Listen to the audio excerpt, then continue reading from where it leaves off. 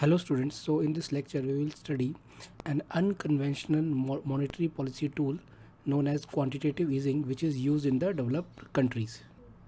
So this is unconventional monetary policy tool which is used by the developed countries. And what is the objective of this tool? The objective of using this tool is to stimulate the economic growth in the country. Under QE, a central bank purchases a predetermined value of bonds from the financial institutions and banks for a specified time period.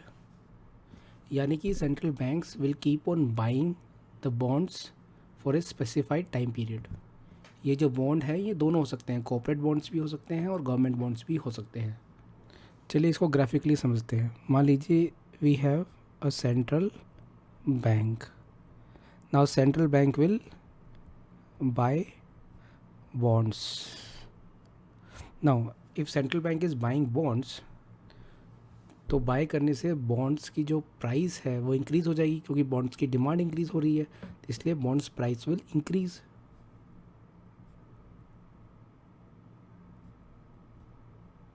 Increase in bonds price. और इससे क्या होगा, जो bonds पे जो interest rate लगता है that will reduce. Interest rate will reduce. और इंटरेस्ट रेट कम होने से this will promote investment. And investment increase होने से क्या होगा, इकोनॉमिक ग्रोथ विल इंक्रीज. जो बॉन्ड बाय करने का जो डिसीजन है सेंट्रल बैंक का, इसका एक और इम्पैक्ट होगा. What will be that impact? Due to buying of bonds the money supply in the economy will also increase. और जब money supply in the economy increase होगी, दैट मीन्स जो एग्रीगेट डिमांड है दैट विल ऑल्सो इंक्रीज. और जब इकोनॉमी में aggregate demand increase होती है then it will also lead to economic growth. देखिए सारे कंसेप्ट्स लिंक्ड है. मैंने पुराने लेक्चर्स के अंदर बॉन्ड्स क्या होते हैं, एग्रीगेट डिमांड क्या होती है, मनी सप्लाई क्या है, ये सब ऑलरेडी मैं डिस्कस कर चुका हूँ. अगर आपको यहाँ पर कुछ कन्फ्यूजन हो रही है तो then you should refer to the previous lectures. तो क्वांटिटेटिव ईजिंग के अंदर जो डेवलप्ड कंट्रीज़ के सेंट्रल बैंक है वो बेसिकली अनाउंस करते हैं कि हम पर डे इतने billion, 2 billion, 3 billion, 4 billion, 5 billion of bonds हम परचेज़ करेंगे और इकॉनमी के अंदर इतनी मनी सप्लाई को इन्फ्यूज़ करेंगे. And the central banks they will keep on buying जब तक कि उनका जो इन्फ्लेशन का टारगेट है वो मीट आउट नहीं हो जाता. So the next question to you is, can this quantitative easing be use in the developing countries? The answer is no, because इतनी बड़ी क्वांटिटी के अंदर अगर हम मनी सप्लाई को इंक्रीज़ करेंगे एक डेवलपिंग कंट्री के अंदर जिसमें इन्फ्लेशन ऑलरेडी ज़्यादा होती है, तो inflation will go out of hand.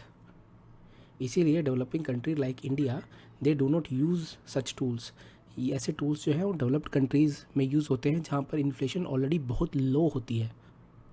Global financial crisis 2008 में जब आया था तो उसके बाद डेवलप्ड कंट्रीज़ ने बहुत ही ज़्यादा क्वांटिटेटिव ईजिंग की थी. And this quantitative easing helped to achieve a certain amount of economic growth in those countries.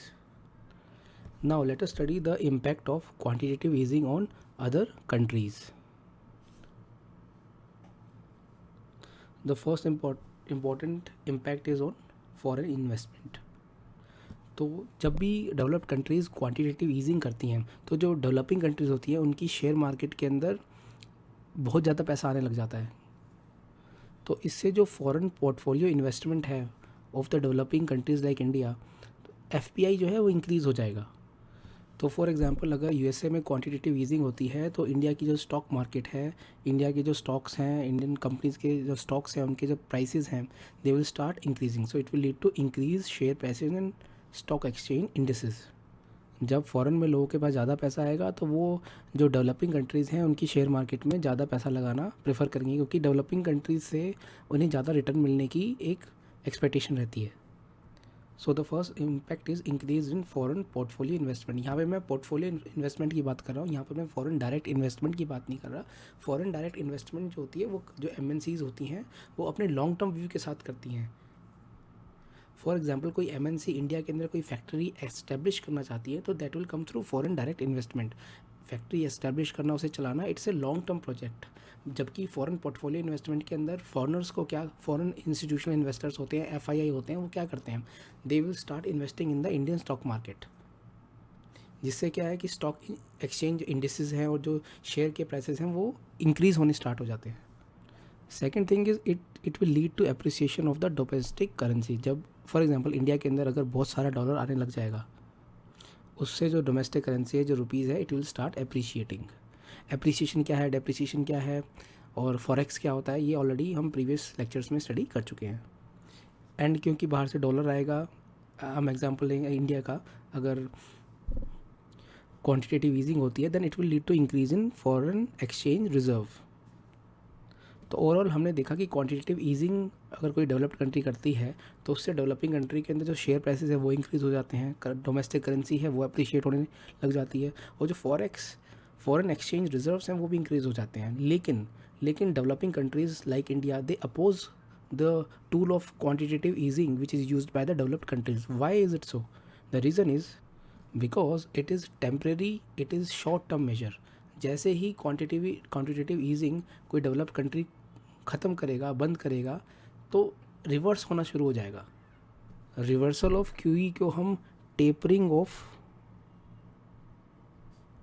QE भी कहते हैं।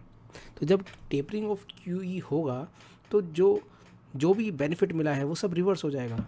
डेवलपिंग कंट्रीज़ में जो भी बेनिफिट आया वो सब उल्टा हो जाएगा। तो इससे इंडियन जो सिस्टम है, इंडियन इकॉनमी है, उसमें इंस्टेबिलिटी इंक्रीज़ होगी। फॉर एग्जांपल, पहले शेयर प्राइसेस बढ़े, स्टॉक एक्सचेंज इंडिसेस बढ़े, लेकिन जैसे ही टेपरिंग ऑफ क्यूई होगा तो शेयर प्राइसेस धड़ाम गिरने शुरू हो जाएंगे। तो इससे एक पैनिक क्रिएट हो जाएगा, रुपी will start depreciating, foreign exchange will decrease. तो इन सब का कोई फ़ायदा नहीं है। कोई शॉर्ट टर्म के अंदर डेवलप्ड कंट्री को तो फ़ायदा हो गया, उनकी इकोनॉमिक ग्रोथ एक बार के लिए उनको उसकी इकोनॉमिक ग्रोथ को पुश मिल गया, लेकिन डेवलपिंग कंट्रीज़ के ऊपर इसका नेगेटिव इम्पैक्ट आता है because it will create volatility in our financial markets. So this is all about the concept of quantitative easing.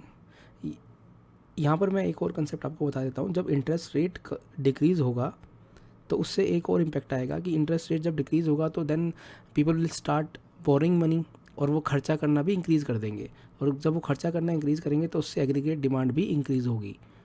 So this was the small point which I missed earlier, so I thought I should explain this also. So this is all about quantitative easing. Thank you so much.